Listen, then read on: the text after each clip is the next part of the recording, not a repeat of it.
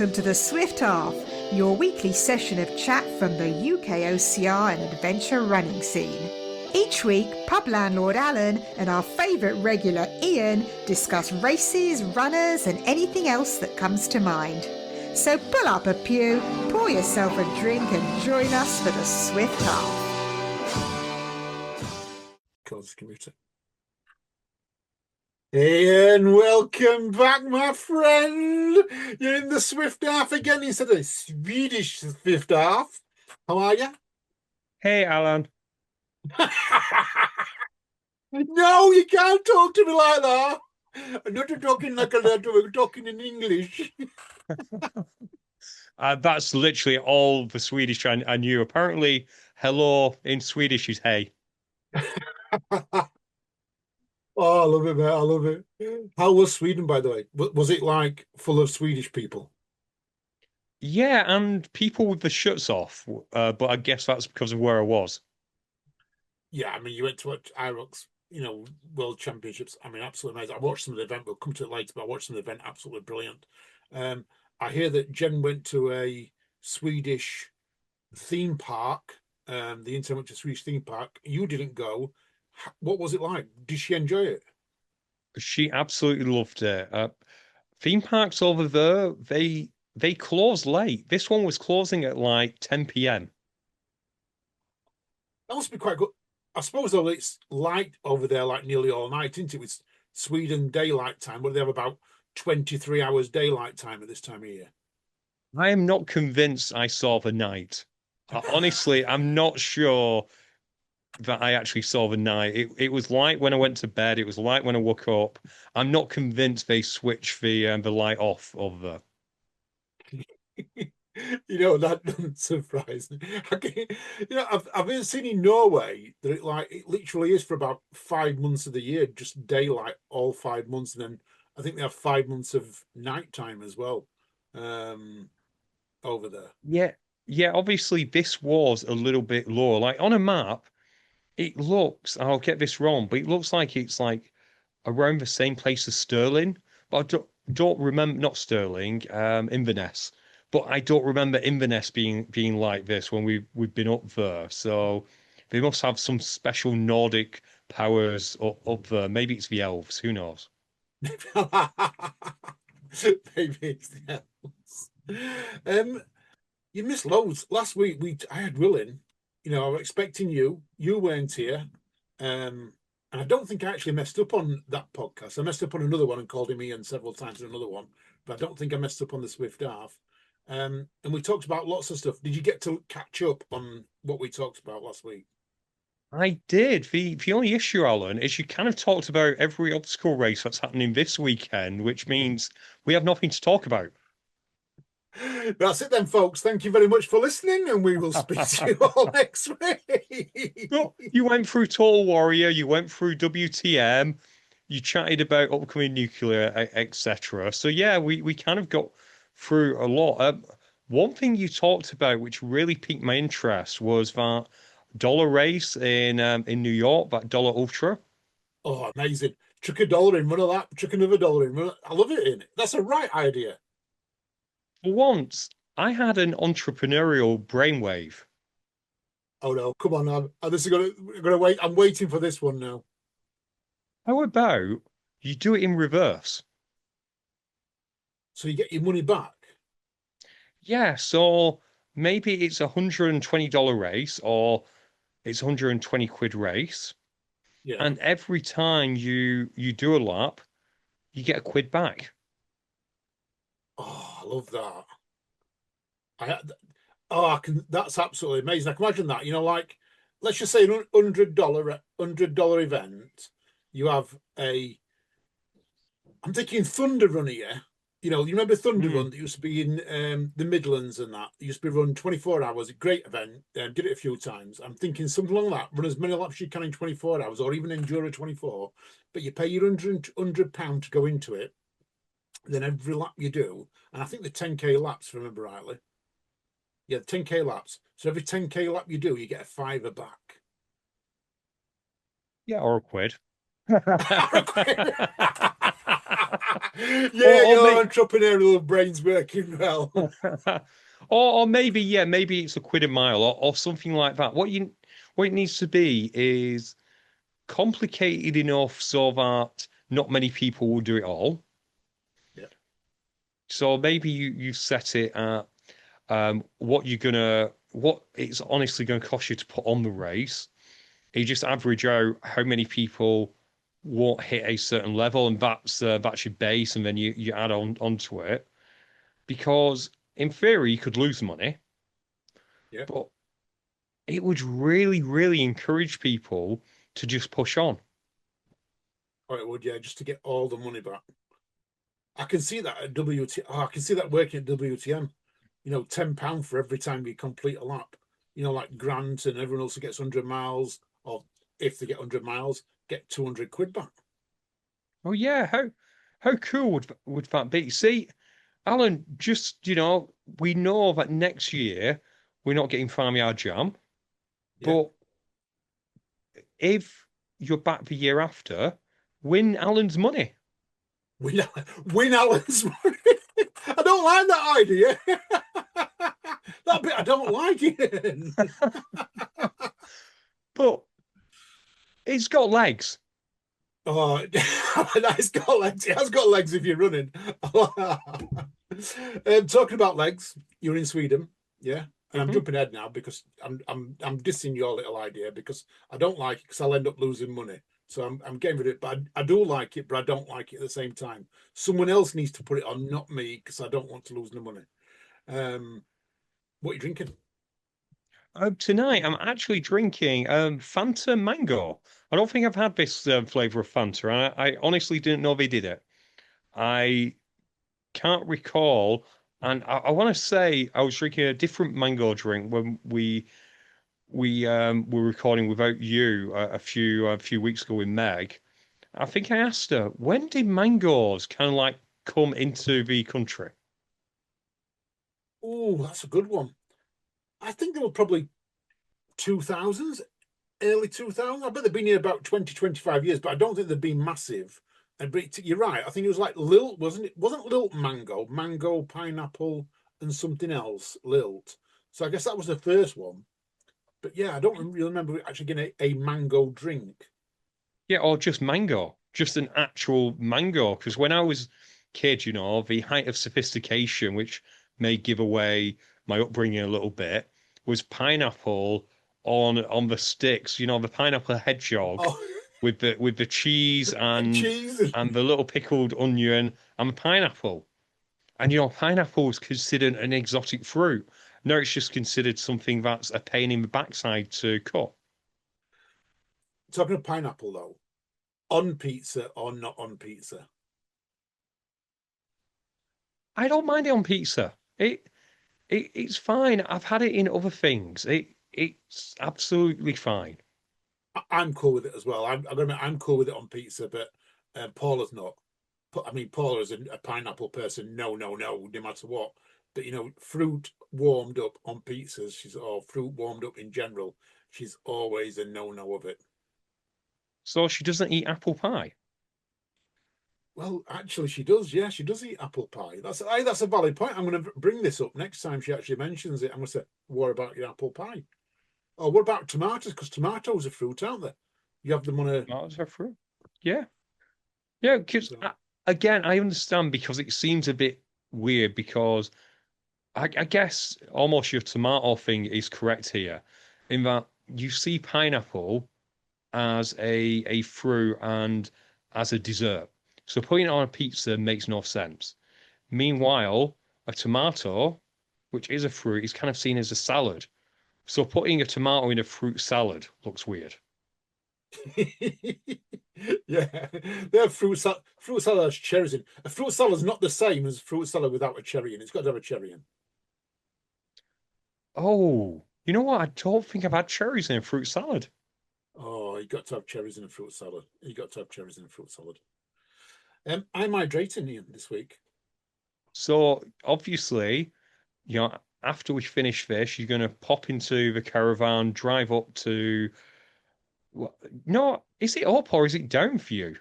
Down, down. It's about You, 50 miles, I think. yeah, so you're going to drive down to Tough Mudder Midlands, which actually is in the Midlands. Shocking with TM's geography, but I guess when the Midlands is so wide, they had to eventually get it right. But yeah, you're going to head down to TM Midlands for WTM. So how are you hydrating before you set off? Drinking Guinness zero alcohol, as always. I'm actually putting iron in my body. I haven't had no iron tablets for a while. And it wasn't until I realised the other day that I was feeling a little bit lethargic, and I was like, why am I feeling lethargic? And because I've not had no iron tablets, I've run out of them. And I take one a day. They're only small at a time, but I take one a day. And I hadn't had them for a while, and I was feeling a bit lethargic. And I was trying to think why it was, and then I realised I hadn't bought no iron tablets for about a month. So I was like, wow, that's it. So this week I've been drinking Guinness Zero, the alcohol free. It's quite good. It tastes just like Guinness. But to put the iron back in, and I've slowly got back my energy levels, which is great in this heat, because this heat is going to be absolutely shocking wherever you are running this weekend, whether it be Deadly Dozen, whether it be WTM, whether it be Total Warrior or anyone else. It's this weekend is going to be absolutely dreadful if anyone's outside running. Listener, yes, we were talking about iron. Welcome to the Swift Half on the OAPCR podcast. OAP podcast. It's not an OAP podcast. It's a genuine thing. Is iron in your blood system if you run low? And I tell you what, I bet Becky, if she came on here, Becky the scientist, Dr. Becky Neal, she would come in here and she would tell you that you need a certain level of iron. There's a reason we keep Becky on the Swift on the Who's Hot most of the time. It's because she's much more intelligent than you or me. Too right. Too right. But Alan, you mentioned there about obviously WTM, it's going to be hot. And Tough Mudder is an American company, even though it was set up by a British person, and lots of their ops are over in Britain. It is an American company. Does that mean they're going to mess with it and at mile 1.25 and mile 3.75, they're going to force you to have a hydration break? Do you know, I think, well, when I look back to last year, the temperature forecast for tomorrow is very, very similar to last year. There isn't a great deal of difference, if I'm honest. So I don't really see a big change in what they did last year.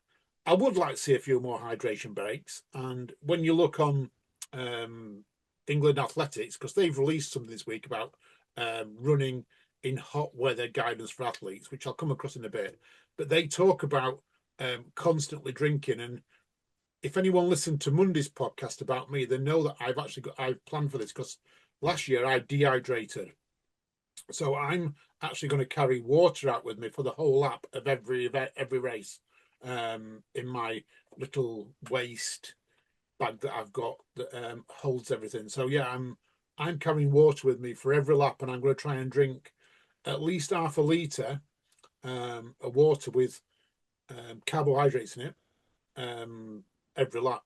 So yeah, about 60 grams of protein every lap, not grams, protein, carbohydrates in this drink I'm taking, because I just think you just need it in this weather, Ian. You just need it in this weather. So whether they have hydration packs out there won't bother me, but I do think they need to have more than they did last year. No, that's fair. And like I say, they'll possibly be inspired by the World Cup and what 1.25 miles, 3.75, they'll force you all for 3 minutes to stand there, have hydration break, and then they let you on your way. You never know. You're not enforced hydration breaks, and they'll play some adverts, because why wouldn't they? I was going to say they'll put a big billboard with adverts on just for you to watch for that. Although, Alan, you mentioned your pack that you're taking. Yep. Are you going to put a rope in there to help people on Everest? As we mentioned last week, and when they were talking to TMHQ, no, you cannot carry ropes out there. But I thought it was a good idea. But no, health and safety wise, we're not going to be taking ropes out, Ian, and things like that. But yeah, people just be sensible while you're out there. We have got more map though. Do you want to see more of the map? Yes, we have. To not spoil the surprise, I think this is the map as of Wednesday, Alan. This is the map as of Wednesday. As far as I'm aware, it's not been updated this morning on Friday. But we have got names for a couple of the obstacles now. So where we was talking about them, we've now got names. We've got Greedy Nincompoop, which we tended to all know what that one was. Beer Fear. This is something a bit different here. Beer Fear. Any ideas? Maybe do we can you zoom in a little bit? I know this is a Word document. Yeah, I'm sure we can zoom in. I'm sure we can. There we go. There we go. Let's go a bit. Okay, so which number is Beer Fear? Number 13. So And it's where is it? Have we actually got it on the wall at all? we have, yeah. So it's very much as far away in the big field from the event village as possible. So you are going to Okay. come through Creek Crusade, as everyone Yeah. knows it. You've got obstacle 12, obstacle 11 there, which is Greedy Nincompoop. And then we have got Beer Fear, which is number 12, just before we go into some woods. Right. Well, obviously that field we can do pretty much everything with it, apart from dig down, I don't think. Although maybe we have had block nests there before. I can't remember. My memory sometimes goes, but that big field tends to be a bunch of flat. No, they of course we can dig down. They've had a couple of water obstacles there in the past. I was wondering, could Be a Fear be linked to Arctic Enema? It could, but I think the next one, Baltic Mate, is going to be Arctic Ooh, Enema. yeah. The reason I said about Be a Fear being Arctic Enema is they could easily turn them black tubes into beer cans. They could. They could. I'm more inclined to maybe think we might see a change to Funky Monkey, and we might well have a beer barrel up on the top. That could work as well. Yeah. So yeah, doing a funky monkey. Funky Monkey's been there in the past, hasn't it? Funky Monkey's been very close to there, and at number 13, which is Baltic Mate, last year we had Firefly there. So I Mm. do think they're going to dig down. We're going to have something Baltic Mate. I don't know. It could be Block Ness. I don't know. But I would more think Baltic Mate, something cold, something along those lines. 14, Up the Devil's Ladder. That's in the woods. Never had anything that wood. I've never seen any obstacle in the woods before. For me, that's probably Stairway to Hell because all you got to do is construct that large structure in there. There's probably a clearing in there. Um, it is that's what we call it in Tough Mudder, isn't it? Basically, the wooden cargo net. Yes, yeah, that's where I think it's going to be as well. 15, we've got Boxer's Hopes. No idea on that one. Okay. A box of hopes. Where is that actually on the map, or is that going to be in that missing piece? No, it's on the map just, so it's in the right in the middle of the field, which sometimes this is exactly where they have had in the past. They have dug. So this is exactly where they have dug in the past and put. I know Funky Monkey's been in that spot more than once. And I do believe they've had Block Nest there as well. So I'm thinking it's something along those lines, but I'm not sure what there could be because Boxer's Hopes just doesn't give anything into my ideas because the next one is Bricky Lobster, and I'm pretty certain Bricky Lobster is going to be Block Ness. So I'm thinking bricks because the long bricks, lobster because you're going to be going over them, crawling over them. So I'm thinking Block Ness for that one. Yeah, that's probably fine. Could they do? Oh, what was it called? The snake one where you went down and then up again. Yeah, they could. That could better boxes hopes. But I think when you look at 17, which is Snog and Bog, I think it looks like, or Snug and Bog, I think that might well be that one. Or if is it Pitfall when you go through the tube and you fall into the big messy puddle of dirt and mud and things like that. Is this one the one that's just as you're coming out of the woods? Um, yeah, just as you're going back into the woods to go up to the castle. Okay, so just as you're going into the woods, yeah, I'm fairly sure we've seen Pitfall there, he says. I think we have as yes. And Gravy Cavey, we have also had the one we go down the tunnels, the zigzag tunnels there before. So I'm thinking Gravy Cave is that as well. Yeah, Trench something or other. Yes, that's the one. Yes. And then Yeah, your that final two, going to definitely know what they are. Shelby Summit, Mudderhome, more than likely. and Jolty Volties. Again, I would imagine, yeah, that will just be Electroshock. a variation of electroshock. Yeah, that's my two. But it's good to see we're getting the names on there. There is one that says something fly, so I'm thinking maybe Firefly is going to be on there as well at some point. I'm looking forward to it, and it's going to be a great event. Tip for people, because I almost forgot, charge your watch. Charged mine last night. Almost forgot to charge my watch. There's no point in running all them distances if it's not on Strava, is there? No, that's absolutely true, Alan. And speaking of running all that distance on Strava, this past weekend was, of course, summer solstice, the longest day. And thanks to Mike Nolan, he made us aware of a runner doing something rather special. I've heard cyclists do this in the past, which is a chase the sun, where you start on the East Coast and you cycle all the way down. You're not using motorway, but you kind of following the M62 or similar, and you need to finish on the West Coast Yeah. before sunset. You've got, I want to say, roughly 16 hours, give or take. So I've seen cyclists do this. I've never seen a runner do it.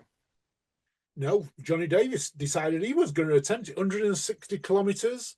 And that, I mean, what an effort. I mean, that's not 140 kilometers, sorry, not 160, 140 kilometers, just short of 100 miles, 16 hours.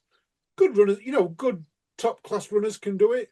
And that, but I've never seen a runner. I've seen Chase the Sun as in small events, race the sun in small events, but never to this level, which I think is absolutely amazing. No, and again, the Chaser's Sword, it's never really the same running across the width of the United Kingdom. And I will say, great achievement. It didn't get universal praise for it, Alan. Why did it not get universal praise? Tell me more. Well, for a lot of people, the summer solstice is special to them, which is fair. Yeah. I know in Sweden it's actually a national holiday. Is it really? It's yeah, it's incredibly important in the Swedish culture. It was a national holiday, which means it was very hard to get taxis or something on the relevant days. But yeah, the Saturday, Friday, Saturday, Sunday is national holiday. And we know a lot of people will go to Stonehenge on the longest day. If they're druids, they'll do prayer and that. So to those people, it's important. And one of the places they go is this beach where Johnny set off from. So Oh, you right. had all these people who were planning to meditate, to do yoga, to do anything to welcome the sun on the longest day. And instead, they found a carnival atmosphere and a giant Red Bull pop up. Oh, bless Red Bull for it. It gives them wings. They want to be fairies and things like that. It gives them ring wings. It does. It's just, I don't know which side to fall on there. Because on one hand, it's a public space, and no doubt Red Bull applied to a local council to put a temporary structure up. But on the other, if you're the kind of person whose whole life, maybe your whole life doesn't revolve around it, but if it's an important day on your calendar, you might not take too kindly to someone doing this for effectively Instagram kudos. Yeah. and that's all it is, isn't it? Is it's just an influencer doing something else, um, that's just going to pee off a lot of other people. We're seeing a lot of this now. The wannabe influencers, and I won't say influencers because a lot of them are wannabe influencers, who have a couple of thousand followers that go and do silly things and annoy so many people. I can't remember the guy's name, but on Marathon Investigations, there's one guy that they're constantly talking about that runs with an whole entourage of people filming him, and they're riding bikes, and they're in big races. We're talking like, Boston Marathon, London Marathon style races, really big events, and they're in bikes all surrounding him, taking videos and films of him and things like that. It's the I want to be quick, I want to be rich quick craze. And rather than do it right, so a lot of people do it right and they grow it organically. Doesn't always get them rich, but these people want to be rich fast, so they're spending lots of money on lots of silly money, to annoy people, and do it. So I like what he's tried to do. He's probably gone the wrong way around it. He should have gone to the beach, maybe a little bit out of the way rather than where everyone is. He could have still done it. But Red Bull are partly to blame as well. Big company like that, they should know better. Yeah, absolutely. And it is a little bit of the entitlement. But saying that, the people who went to the beach because they wanted to meditate or yoga, they're being a bit entitled too. It's not their beach. And I think sometimes you can be a little bit of a gatekeeper. So I don't know which side to fall down, but you are right, Alan. We do seem to be in the middle of some kind of an influencer pushback, shall we say. And I'll be honest, and we might as well talk about High Rock Sweden now. I have never seen so many people with their own camera crew as I did over the weekend. Unfortunately, I didn't share this picture with you, Alan, but on the doubles event, this was the actually the elite doubles. And to be fair, it wasn't really, it was the elite, so yeah, fair enough. Most of them will probably have camera guys. These stairs next to me were full of everyone having one of these massive cameras trying to take pictures. It was an absolute fire hazard. And Yeah. try not to be grumpy about it because we govern, we take content. But I always think that when we do that, we try and do it in a way that is respectful to others. We use often small lenses. I think the biggest lens we've ever used is Martin Gemmel's. You know, Right, it's right. and that's not a euphemism. You know, he's got a rather big lens, does our friend Martin, and yeah, if you ask him nicely, he'll show it you. But moving on. Um, I'm chuckling away what here. Yeah, I know. Moving on, it was just, yeah, and it's exactly as you say. Yes, getting to High Rock's World, fantastic achievement. Yes, you want to document it, but there were probably a lot of people who thought this was their key to fame and fortune. And I really hope they didn't spend a lot of money because some people were quoting silly prices for these media packages. I heard people quoting like 800, $1,000 for a 60-second reel. And people are going to pay it, Ian. Some of these influencers are going to pay it. You know, we've talked about things like this money in the past and everything else. It's one of them situations where if you can put a price on anything, and we talked about the gym in Sweden not long since about slightly putting the price up pre World Championships. Um, People will always try and get that little bit of extra money out of people. And it's things like this, like the cameraman, where they're probably, these guys who are filming have probably got very little work to do for the rest of the year. So all of a sudden, it's like, I'm going to make a video for you. I'm going to charge you $800, about £600, maybe £700. £700 to create this video for you. You're going to get a 60-minute reel. Who wants to pay that? But someone will. And you saw that in Sweden, you saw the top athletes wanting to pay it because it makes them big. Well, yeah, and the top athletes, fine, and it's probably not paid by them. It's paid by Puma, it's paid by Adidas. That's fine. I'm thinking like the athletes with frozen followers who are spending that kind of money. And it's a wonderful memento, and I shouldn't gatekeep. If you want to spend that kind of money on something, go for it, enjoy it. That's absolutely fine. But I was probably just a bit grumpy because the amount of times I was elbowed out the way as I was watching just wasn't right. Because it was a world's event, and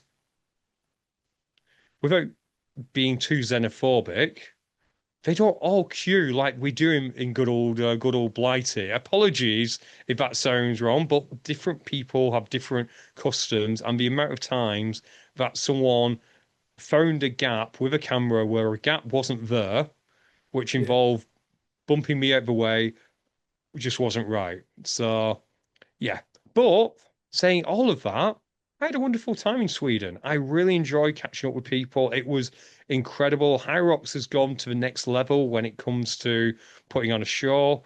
The actual Elite 15 races, incredible. Alan, you and me were there 3 years ago in Manchester, We was, yeah. which was a great show. It's almost light years from there now. It's almost like going watching a Premier League football game. Okay, it's a one-off, but you've got that kind of fan interaction zones and that. Probably more akin to watching NFL in London, all kinds of interactions and that. So it was really good. But I loved watching the men's race. I saw the men's race. I caught up with it on, I don't know if it was YouTube or social media. Looked amazing. Close finish as well. Incredibly close finish, and unfortunately, we're probably not going to see a finish like that again. But we'll get to the in a second. Before that, should I mention the Puma seeding suite, Alan? Should we talk about this? Oh, yeah, you've come back with new trainers. Tell me more about the Puma seeding suite.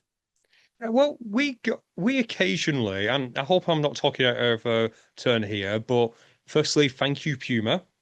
Absolutely, thank you, Puma. Not technically an advert, I guess, but it was a promo. But anyway, thank you.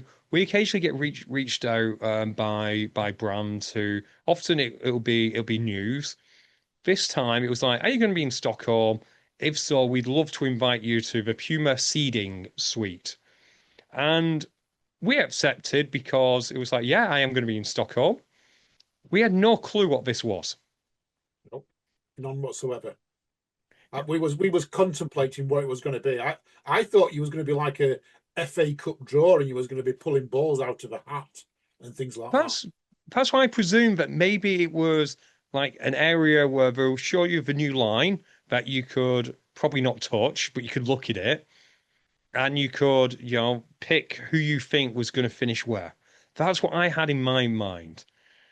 Actually, Alan, it was a giant closet with Puma stuff in it. And yeah, it was all complimentary. And as again, not trying to be put too fine a point in it, as someone who is from the UK and isn't used to complimentary stuff, it kind of sidetracked me very soon because you know, when she asked, what's your sizes, here's all the trainers, have a look, what do you think? Luckily, I was with Box Rocks guys who are also British and were also a bit taken back by all of this. So it was what's your size? Oh, I'll get these for you. You can try them on. I just wanted two pairs of particular trainers. One sadly didn't fit, but the ones that the Box Rocks guys, she was also bringing them in my size too. I was trying them on, going, "Oh, these are nice trainers," and I just put them to one side, and she was like, "Oh, you're not taking them?" Yeah, Alan, this was a pile of three additional boxes, as well as No, the two that they, I won't say force because they didn't force me to anything, but as well as the the three pairs I taught, we had three additional ones, and she was like, "Well, you're not taking those." I said, "Well, they're okay, but one was carbon plate, it wouldn't really fit me." And honestly, I've got hand luggage. I don't know how I'm gonna get these home. And she's Yeah. like, oh yeah, I didn't think about that. She offered to ship them, but then I never gave my address. Oh, Deliberately, yeah, and she was dealing with so many people, it didn't become an issue, thankfully, because I thought I'd insulted them by refusing their free stuff. But yeah, it was wonderful. But God, it came as a bit of a shock. I can imagine. So did you just get trainers, or were they giving clothing away and things like that? Or I got a really snazzy hat. like it? I like that. I like that. Listeners as opposed to watchers, I am wearing the Puma hat. This was on the side, Alan. This looked, for all intents and purposes, like it was just there as decoration. I was like, oh, are these just decorations? She said, oh no, do you want a hat? So I walked out with a hat as well. So there was also, if you wanted, there hoodies, there were t-shirts. I was possibly the worst person to invite to one of these things because, yeah, well, best and worst. See, Worst I'm a because Yorkshireman. I'd have paid for an extra luggage taking it home. I did look if I could change my luggage there and then, but because I'd already took the inbound flight, it wouldn't let me change it at all. So I'd have to have spoken to them at the time, and suddenly you're paying €3,000 to get an extra luggage back. But yeah, wonderful. Wish I'd gone there knowing what it was, so I could have been a bit Yeah. pre-prepared. They are fantastic. I'm not just saying this because they gave me free stuff. I've never been treated well, I've been treated good in the past, but they exemplary service, and it was just good to network as well. Although there were people taking like 3 or 4 bags out, and I hope they're local because there's no way they're getting them home. No. They'll be on street corner selling them, Ian. Trust me, they'll be on street corner selling them. No, I hope they wouldn't. But yeah, really appreciative. Alan, thank you for setting that up because it did come to you, admin at UKOCR, and I guess it was just one of them nice things. It's great when we get stuff like that, and we don't often get it. But yeah, it's great, and we give it. And I know you shared it on socials and things like that, so it's always good when we get stuff. Let's talk about the race, though. I want to know more about the race. Okay, well, if you listen to UK.HXR on fitness racing, they were beneath talking all about it. But yeah, let's go the short version. Women's solo, we had a effective rookie win it all. She'd only done 5 High Rocks races before that. Wow, that's mental. Alyssa, and I can't say her surname. I want to say it's McKinley or something like that, but I can't vouch for that. But yeah, Alyssa stopped Joanna doing double. Big news from our point of view. Sinead Bent, friend of the show, she got third place and had an absolute storming weekend. So well done to her. In the men's, the usual suspects, so Hunter, Alex Ronkovich, Tim Venish, all people we've had on the show, all people we talked to, they kind of like got involved, not in a actual scrap, but got involved in a anything you can do, I can do better, Right. and probably exhausted each other, allowing Dylan Scott, who came into Wall Balls in sixth place, to just run a perfect race and nip it right at the end. So well done to Dylan for that. In the female race, we had Lauren Weeks and Vivian. They just ran away with it. But big props to England, Sinead Bent and Lucy Proctor, as well as Wales, Lauren Stockley and Charlie Seal from England, who made up the rest of the podium. Then the men's doubles, Alex and Tim got revenge on Hunter by winning the doubles. And Team Australia won the relay. Anything else you need about the race? No, no, I was interested in I saw the men's race and I saw the thing where Hunter was saying the first 4 stations he absolutely demolished everyone, and he was shouting at people who was going round. I think Tim and Alex, he was having a bit of a banter with them. I don't know what was said, but it did look like he was winding them up a little bit. But good to see him back onto doing back where he wants to do him. He's the type of guy that'll push Hyrox to a new level. You know, it's a pity he hasn't raced as often, or we haven't seen him racing as often as what we'd like to. Yeah, and at the press conference, which is available on YouTube, he was asked whether he was going to retire. And I think the answer was he's not sure because this new system requires him to race more. And I think he's kind of likes racing 2 to 3 times a year where he can. And he won't be able to do that. So we'll see Hunter again, hopefully, and we'll see, I guess. But we're talking about the wall balls and that really close ending. Set the table on that close ending, Alan. Tim's last wall ball didn't count. He missed the target. So we have to go back and do another one. No, under the rules, it's a 15-second penalty. Oh, right. Okay. Okay. Well, that was under those rules. Hyrox has since changed the rules. So now it would have been a DQ. Ooh. Interesting. So I don't know what to think about this because on one hand, I see the point. You should do all the wall balls. On the other, I think it kind of deprives us of that close finish. Because if Tim knew that if he threw it up and missed while attempting to win, and he messed it up and he's DQ'd, that costs him 30 grand. Yeah. I mean, I didn't know he'd missed it, but I saw him throw and then he ran. He threw it, obviously thinking he was going to hit it, and then he made his run to the finish line. And was it Rylan who won? It was Dylan. Dylan, sorry. Dylan had already just passed him. And I did see Tim turn around and have a quick look and see what he was doing, but he still went to the finish line. I mean, it was what, 2 seconds, maybe maximum 1 second, maybe 2 seconds between them. But I think 15 seconds. If you're missing your last one, absolutely fine. I think if you're missing your others and you're not counting them, well, you've got to recount them, aren't they? So maybe it's good. Maybe the answer is you go back and do it again. If you cross the finish line, you go back and do it again.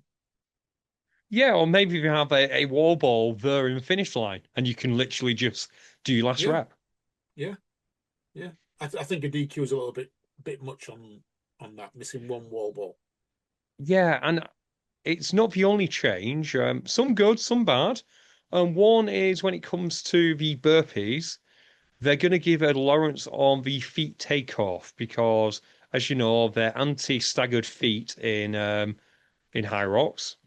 So they're going to give you effectively 2 inches. Your feet can be staggered by 2 inches when you take off. So good luck with that, referees. But it's kind of like a change that needs to happen, particularly when it comes to like doubles, because it can be quite hard to get it perfect. Big change from mine and your point of view, Alan. Lunges. Oh, we don't have to do them anymore. Yeah, we still have to do them, but for a penalty, you can put the bag down. And what's the penalty? 15 seconds per time you put it down. So I'm quite strong. So I could throw the bag, down the sheet. I reckon I could do three throws. I reckon I could get to the end in three throws. So that's a 45-second penalty for it. We're going to save time, Ian. We're going to save loads of time at this. That's it. Yeah. Correcting that. I tell you what, if we did it together, if we grabbed the bag together and did a 1, 2, 3 and threw it together, I reckon it would only be two to get to the bottom. That's true, yeah. Yeah. Would it make us lunge in between? Well, you've got to go wherever the bag drops, haven't you? If you drop the bag, that's where you go to pick it back up, isn't it? Yeah, I guess that's fair, yeah. No, I guess you're right. So heard it here first, listener. We're going to win the Elite 15 doubles with our new throw the bag technique. Exactly. So that's that. God, lots of Hyrox news. Sorry, listeners. The other news is rumors are abound that a stake in Hyrox is going to be purchased by some more private equity. At the moment, with Hyrox being a private company, nothing has been officially released. It's definitely a wait and see. I've seen this article though, and it beggars belief what the value in Hyrox are. Yeah, it's more than you'd expect, isn't it? $1 billion. If it's right, if what we've seen is right online, $1 billion seems way too much for Hyrox. When we talk about value, I was always told when I got into business, the value of a business is how much it's made in 5 years or how much it's projected to make in 5 years. So are we saying that in the 5 years Hyrox has been making, it's made close to $1 billion? I don't think so. Yeah, but I guess it might be future projections. But again, as we keep saying, like Tough Mudder, this thing will have a peak. Yeah. And we don't know when that peak is. We might be living in it. We don't know. I don't think we are yet. I think it's still got a little bit of ways to go. But you're quite right, Ian. It is going to peak at some point. When? Who knows? But 3-4 years down the line, I think it's going to plateau, and I think it'll plateau for a while. I think at the moment you're still getting a lot of, how can I put this? Wannabe athletes take part, as in in America they have, what is it, elite athletes, professional athletes, then they have Division 1, Division B, and so forth. Currently, you're getting a lot of Division B athletes taking part, which is great, and the odd Division A athlete taking part. And I don't want to take nothing away from them because they're great athletes, and the Division A athletes are winning. But the more and more it continues, we're going to get better athletes coming into it. And this is the same how OCR went. I remember back in 2020, we had so many real top athletes racing OCR. It was like, athletes that were very close to being able to peak in a lot of sports. And John Albon went on to peak in a lot of sports. Ryan Atkinson peaked in a lot of sports. It's these type of athletes that are going to be at the top of the game. And Hyrox, I don't think at the moment, with the exception of the elite 15, maybe 3 or 4 in there that are at the top of their game. But I think you're going to get more people falling into that soon. And I think it's going to then reach its peak because the other Division A athletes are going to be moving into Division B and they're not going to want to take part. Yeah, we found this when there was the focus on World Championships in OCR, wasn't it? There was a layer of athletes who perhaps, as you say, they were good athletes, but Yeah. if they went to an established sport, they'd be making up numbers. And they kind of got used to this idea. And we are seeing this in Hyrox. Someone just this week said, "Oh, I'm never doing Hyrox Pro again because it makes me miserable." When I know it's because he's looking at the rankings and he's gone from World Championship qualifier to also run to never getting a flag, that kind of thing.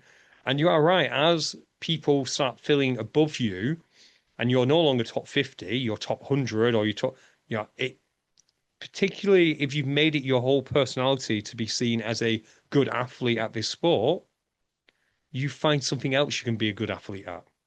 Yeah. And we see that when you're going to give awards for age groups like they're doing in Hyrox, you're going to get people drop down to open. They're not going to want to run pro because they're going to be also runs in pro. And we see this a lot in Spartan. We saw it in Spartan for a long, long time. And we still see a little bit of it now. We've got athletes running age group that are capable of running elite categories or pro categories in Hyrox who don't because they know they're not going to win. They're going to be 6th, 7th, 8th, 9th, 10th, or whatever. So they'll go age group and they'll win age group. I think you run, everyone runs in the same categories and you're ranked wherever you're ranked. So if you run elite, yeah, and you come sixth, but you're top in your age group, you're first in your age group. That's it. No matter people who run their age group, that's how it should automatically roll down. That's my opinion. It would stop all of this sandbagging or changing groups because they want to run in age groups and win a flag. Running elite. See what you do, and then if you don't win, you drop down to age group. If you're not top three, you drop down to age group. I'm having a sense of deja vu. Nikki Firefly, we look forward to getting your message very shortly. Sorry, Nikki, that was no, but to be fair, I know that was a joke, but she does present the other aspect of that, which is when it comes to Spartan, there are athletes like Nikki who it is motivating having that age group because they're never going to be able to run elite. And hopefully Nikki doesn't take offense at this, but she's someone who has to really work to get near that podium.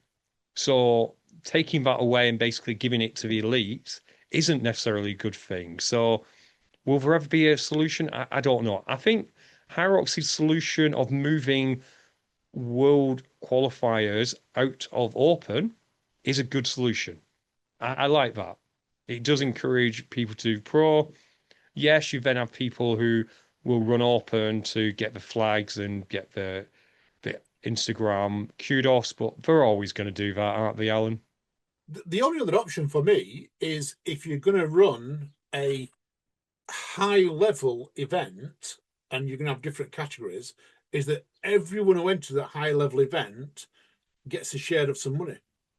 Because if I was running age group, for instance, and I knew I could win and I could get a medal, absolutely fantastic, and a flag and all of that lot, but nothing else, or I could go and run elite level, and I come 20th in elite level, I ended up winning £100, free entry to another race. I'm going to go and run elite level. Yeah. Yeah, use more carrot, less stick. Yes, that's No, that's a great quote. That more carrot, less stick. yeah. I think that's a good one. Again, we could do this to death. What I would mention is, Alan, next year the World Championships are going to be in Hong Kong. Oh, have you booked High Rocks and explained to them that you need free pass because you haven't had one for the last 3 years? You now want one for Hong Kong with travel as well. I might have some Puma trainers to be selling for a couple of grand. Anyone want Puma trainers size 10? Come see here right now.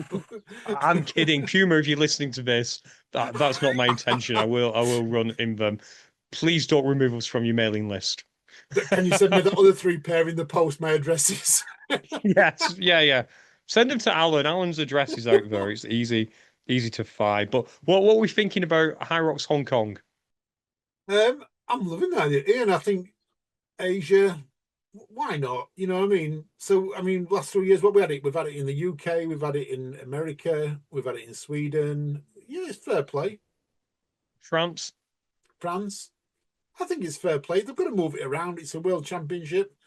I hope they're not going, and I don't want to sound this negative, but I hope they're not just going for the cash, because everyone knows you go to Asia, it's a massive market, much bigger than anywhere else in the world, much bigger than America, much bigger than Europe, much bigger than Australia. It's absolutely massive, and I don't know whether they've broken into it because I don't see a lot of Asian people running IROCs when it comes to World Championships. So I just hope they're just not going for the cash. Well, China is their biggest growth market, so Yeah. they're doing a lot of events there. I want to say 7 in the coming year, but honestly, this is going to be weird because I know we pulled cold water when a certain obstacle national governing body put their world championships in China. I know I wasn't a fan. Yeah. I fine with it being in Hong Kong. I'm going to tell you the reason. The reason's quite simple, that Hong Kong, whilst part of China, also feels like the Western window into China, if that makes sense. Maybe it's just historical because the UK in particular has had a lot of dealings with Hong Kong over years. It's relatively easy to get there. I think it's 2 flights, 18 hours. Ironically, my flight, if I booked it now, wouldn't be much more expensive than Stockholm was. But I did book Stockholm last minute, so you got to bear that in mind. But I don't hate this idea because people can get there, providing they've got the money to get there. I think it'll be a fantastic time, and yeah, it's a growth market. Why wouldn't you go there? So right. And if you can't afford to get the plane tickets, you could always take the slow boat to China or slow boat to Hong Kong, which is what my dad used to turn around and say I would always get when I was naughty. I'm going to put you on a slow boat to China. I still have the slow boat to China. I don't know. I never even, I wonder if the slow, you're not quite right. Now we're going to Google slow boat to China, but they probably don't. There probably is a boat to China. But there is. Right, let's get us a little bit back on track. I'll try and cover off the last bit of fitness racing news, and then we can go straight back to OCR. On the 1st of July, Deca Fit and the Rocks Queens are having an activation. So you heard me right. That is the 1st of July, which I want to say is next Wednesday. Wednesday? Thursday? Wednesday, Yep. Thursday? Yep. So they're having an activation there. So check that online. It's a run. It's a run, but lots of freebies, no doubt. We'll keep sharing that on the UKHXR story. This coming weekend, it is Deadly Dozen Bolton, so I can't wait for that. In addition, we do have a Nuclear Fit coming up 18th of July. Loads of Deadly Dozen dates, loads of Tough X dates. Alan, you talked about that last week, and yeah, I think you summed it up okay. I think the only thing you missed out is, I think when I was talking to you, I said it's exactly how I'd imagine someone who's done OCR to put on a fitness race. There's just, the things that they did very, very well were very much influenced by OCR. So the station markings were impeccable because that's what OCRs do. Having people helping you on the car park wasn't something I've experienced before, so that they did well. They had walkie-talkies because OCR has walkie-talkies. They didn't cut the grass, which again is an OCR thing, but I guess that's just something you're working with an athletics club. You kind of relying on them. It was an okay event. Let's see how they go. But fair play to them, because I know in the past, on this show in particular, we have said, oh, we're a bit worried, maybe we've gone too big too soon. I'd be surprised if they made any money out of the Manchester one. But if their business model doesn't rely on every single race breaking every single race breaking even, and just planting flags, fine. They're doing a good job at that, because the people who went, the 100 or so people I saw, including fans, they were having a great time, and that's all that matters. Too right, too right. I wonder when Dean's divorce is going to come through, because he has got dates every weekend. So good luck, Dean. I mean, we've got 4th of July Sunderland, 11th Peterborough, 18th Brighton, 25th Birmingham. I mean, it can't be travelling down and back home every weekend. So that would be, every week. That'd be too much. So yeah, good luck. Good luck, Dean. Yeah, no, good luck to him. And I think the best praise I can give is, I don't think they're going to do any damage to the sport at this moment in time. If people went there for a race, they got a race, they got a medal, they left happy. Well done, Dean. Well done, the whole team on a tough X. We're still going to keep an eye, because that's what we do. But yeah, absolutely. And next time they're around here, I'll definitely go and check them out again. Too right.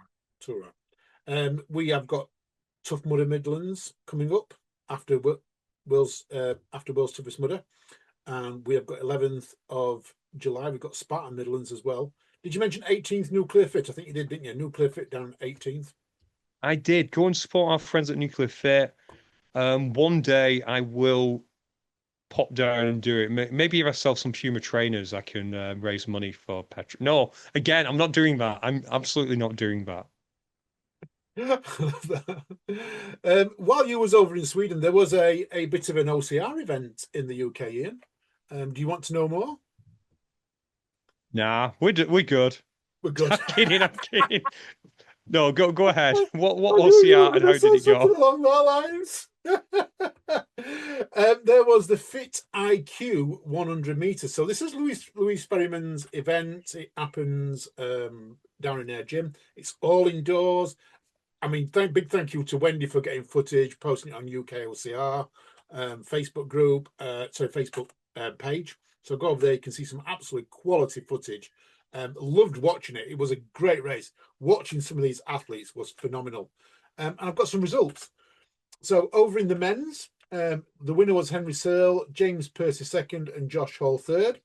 In the females, we had Shyla Dehaney wins, Zoe, and I don't know Zoe's surname, so apologies there, Zoe, in second, and Robin Francis in third.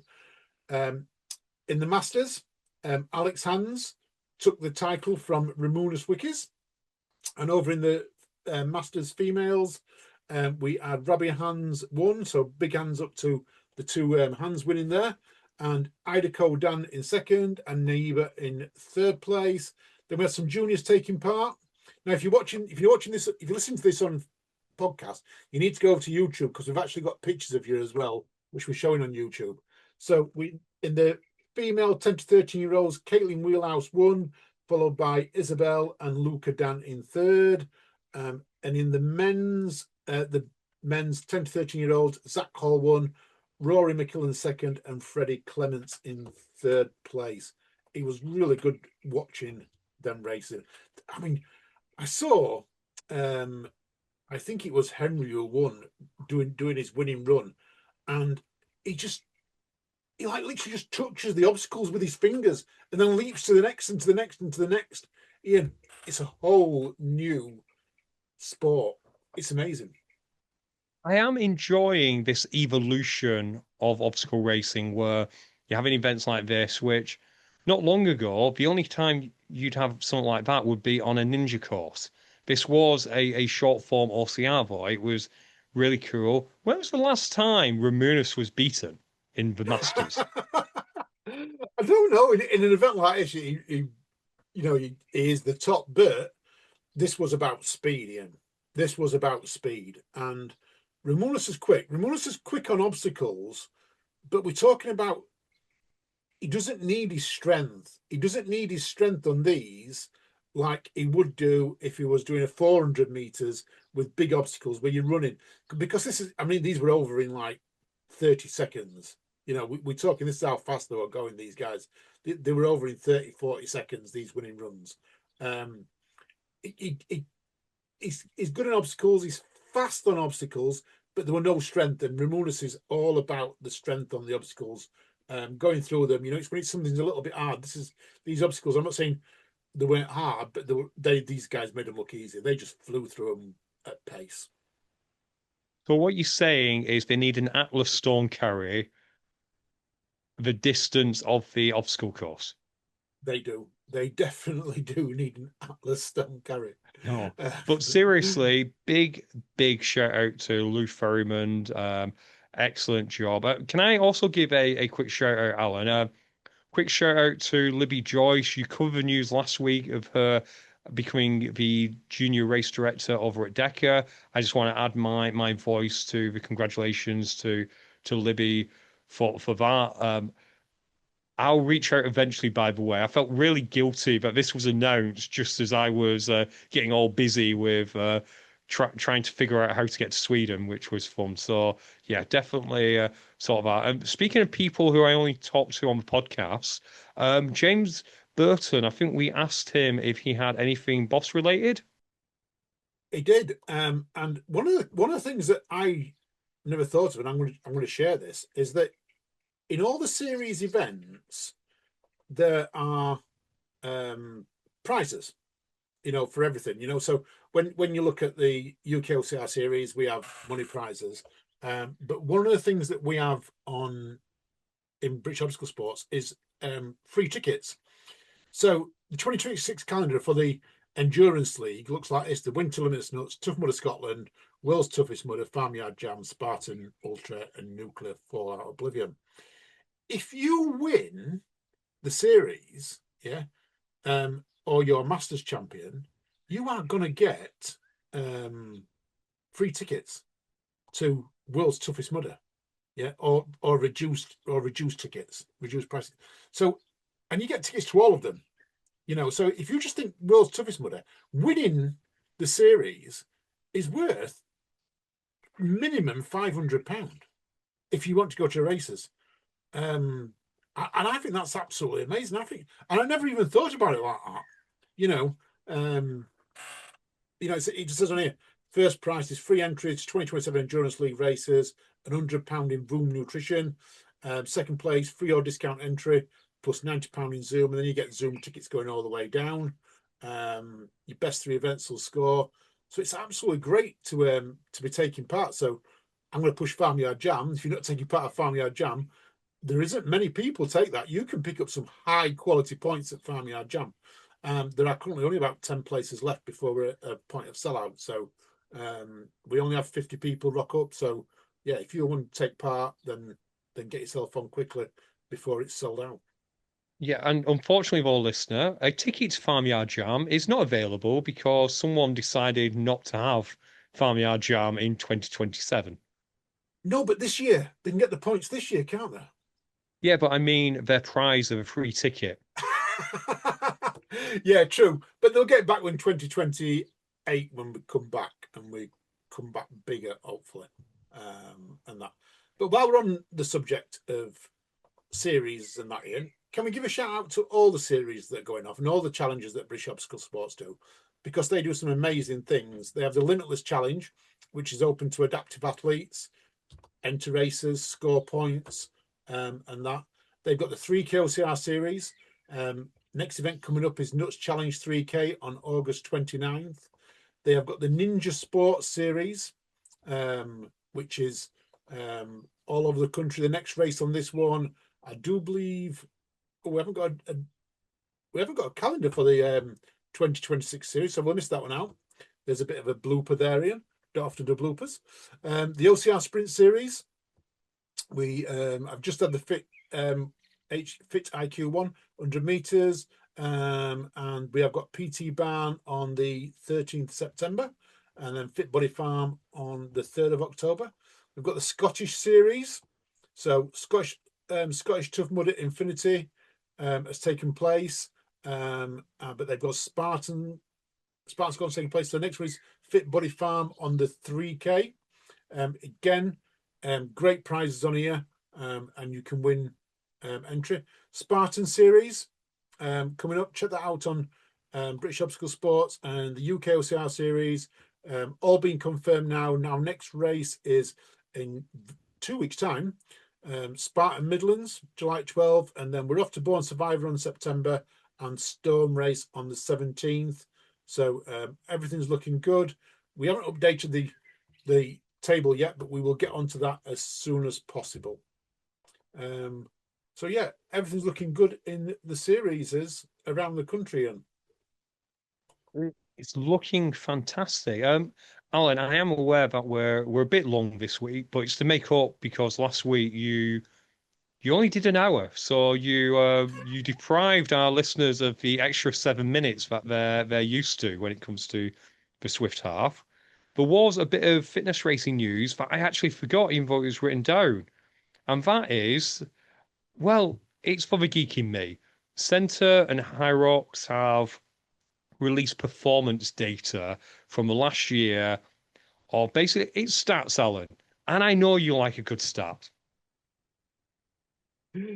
So, these are absolutely amazing stats here. Can I share these on our YouTube channel, because these are absolutely high quality of stats? course, share them on your YouTube channel. It's going up on our website anyway. I know you've just not had a chance to put the article up yet. Yeah. So if you scroll in, Or zoom in. Oh, you want me to zoom in, don't you? Oh yeah, because we like to get them bigger, don't we? So Yeah. so where we are, There we are. I 2025, think we can see that. 26 season in numbers. Sled push. 124.7 million kg pushed on high rock sleds across the season. Sled That's pull crazy. over 88.1 million kg pulled on the sleds. Honestly, Alan, I think this was my sled. You think that was just yours when we did doubles? I think it's just Yeah, yours when we did doubles. Yeah. yeah, absolutely. That was what I was pulling. Farmers carry 39.3 million kg carried over the season. Sandbag lunges over 88.7 million meters of sandbag lunges completed. And That'll wall drop next balls, year. That will it drop will. next year when everyone takes on our secret way of doing it. Absolutely. And wall balls actually matches, which kind of makes sense. Although I'm going to say they're going to approximate this because there's going to be some people who didn't do the wall balls, but everyone did the lunges. But 88.7 million wall balls. Unbelievable. Wow. I mean that there's some right numbers, them, aren't there? Yeah, absolutely It, crazy. when you get to numbers of that size, it stops making sense. Yeah, yeah. It really does. When we're talking millions and millions of numbers. Um, Before we go, I've got one last thing. Yes, is it about how not to die in the heat? Well, that's one thing, but we're not going to talk about. We're going to talk about my apology. We'll talk about dying the heat next week. I think after we've seen if he died. I've got a hat here. Look, I'm apologising to Little Big Scotland team because I'm camping with them this weekend, and I've got all hats for you all. Tough Mudder, 2026 WTM Little Big Scotland. I'm wearing one of the hats that we will be bringing down for people who want to buy one. £7 68 in the costers. And how much are they costing everyone else? Because I've got a trip to Hong Kong to pay for. £7 68. Okay, so how much did we pay for them? A couple of pennies? No, we pay £7 68. We're never going to become businessmen. No, but we're going to be loved and we're going to be liked here, and that's just as good. Being loved and liked is just as it makes us rich in other ways, Ian. We don't need to be rich in money, we can be rich in love. Or in my case, rich in cholesterol. Rich in cholesterol. Yeah, that's both of us at the moment. I've someone said to me the other day, am I going to carb up ready for WTM? And I went, have you seen the size of me at this moment in time? I don't need to carb up. I've got enough body fat on me to last me for 3 days of WTM. Oh gosh, no. But I will say, best of luck to absolutely everyone taking WTM on.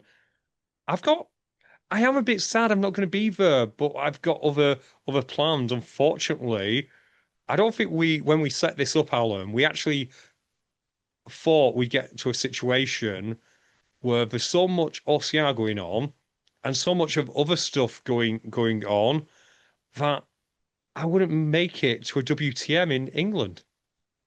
I'm gutted you're not going to be there, but I do get why you're not going to be there. There is a big event going off that we've been asked to attend, or you've been asked to attend, and we have to go to it. But I'm going to be there. Will's going to be there. Yeah. We've got cameras. We've got microphones. We will be recording with people, and lots of people are going. And Ian, you're going to love this. This is a release that no one else knows about. So I've got to say it quietly. Betty has got a WTM bib. That's good because last year Betty did more of a course than I did. Everyone's going to want one when they see her. She's got a WTM bib for the brunch. Oh, that's incredible. I can't wait to see the photos. Is brunch still on the Monday? Brunch is on the Monday morning. I've got timescales for everyone. In fact, that's probably a good idea. And let's give some timescales out for WTM for people who probably don't know. everyone should have had the emails and things like that going off. But I'm sure I've taken screenshots. Here's a screenshot. So check-in is Friday from 9 a.m. So you can check in anytime Friday from 9 a.m. The course preview is at 1:30. And breaking news, Ian, at 1:31, we will be releasing all the obstacles. Between 1:31 and 2 o'clock, we will be releasing all the obstacles. I can't see them, but Will, our roving reporter, is going round with our friend Jake Jollies, and they're going to film the obstacles pre-hand, just like OCR Report do. And they're going to release them on our website, on our social media, sorry. So check out our social media for releases of all them obstacles. Check-in closes at 6 o'clock. Sorry, 4 o'clock. And then the following day on Saturday, check-in opens at 7, check-in closes at 11, the start show opens at 11:15, and the race starts at 12 and finishes at 12 the following day. Remember, night op rules start between 10 p.m. and 4:45 a.m. Morning glory, 9 till 11. Double obstacles for 2 hours. Start line closes at 12, finish line closes at 1:30. So you've got actually 25 and a half hours, which is actually great. And then on the Monday, brunch check-in at 9, buffet opens at 10, and the awards ceremony at 12, which I will be there at the awards ceremony, hopefully cheering the winners on. You thought I was going to say I was going to win. Hopefully cheering the winners on. Well, I'm actually wondering what you're going to do this year, because I don't think you can top last year. So can't wait to see if you've got anything planned. Because I have no clue. Alan, can we just double check that night ops? Because you said 10 o'clock, which seems incredibly late. Because I'm sure last year it was 7. Oops, 8 o'clock. Sorry, my fault. 8 o'clock, 8 p.m. Cool. 8 till 4:45. I know it's a little bit late this year. It was 7 last year. It's a little bit later this year. We did talk about it on podcast last Monday, and that. So yeah, and if you are finishing, I mean, one of the things that does get to me a little bit, Ian, when I look at the times, is the finish line closes at 1:30, but you've only got till 2 o'clock to pick up your finisher swag. So literally, you're going to finish it. If you're going to run late, 1:30, walk over to get your finisher swag. You're going to get half an hour, and there were queues last year. So just bear that in mind, guys. I'm fairly confident that it's one of them situations where, providing you're in the queue for 2, they'll sort you out. But I think what they don't want is people going to the tents, putting the tent down. This is speculation on my part, listener. Take out Alan's advice of getting there as soon as you can. But I suspect they don't want people going to their tent, downpacking it all, and then wandering over 3, 4 o'clock and going, where's my swag? If you're going to finish after 1:30, just join the queue. Definitely. But you need to get to the swag thing to get you need your bib. You need your bib, because if you're going to the brunch, you need your bib. The brunch is a sellout, by the way. A 100% sellout.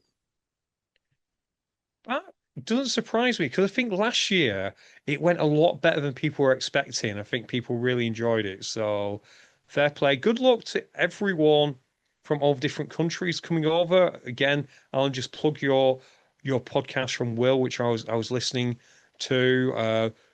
Over 20 countries are represented, which is unbelievable when you think about it. So good job to TMHQ for that. And yeah, Alan, best of luck to you. Best of luck to everyone. But have we got any more notes, or should we call it there? Let's call it a day, Ian. Right. Sorry, listeners, for the unhurried half, but we had a lot to talk about. So no apologies except the one I just gave, and it's goodbye from me. And listeners, once again, thank you for listening. Hope to catch up with you, quite a few of you, tomorrow, or Sunday, or even Monday. And if you're out running with me, say hi as you're going back. Just to let you know, I will be running in bright orange shorts, just so you can recognize me, because that's all I've packed, bright orange shorts. But anyway, you stay safe, you keep on running, and we'll speak to you all soon. Bye.